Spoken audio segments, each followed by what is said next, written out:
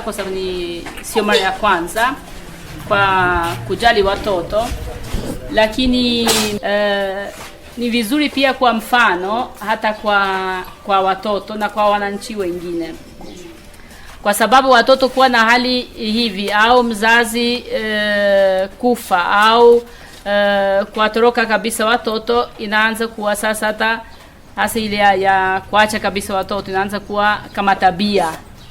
Kwa inakuwa vizuri kuwa na hizi hisia ya kuwatunza hawa watoto, na ifanyike kabisa na Watanzania.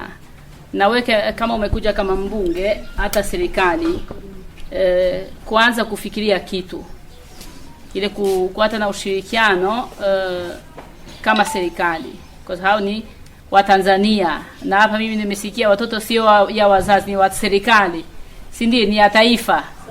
Kwa ni vizuri pia kuwa na uangalifu kidogo ya kuzidi. Kwa asanteni.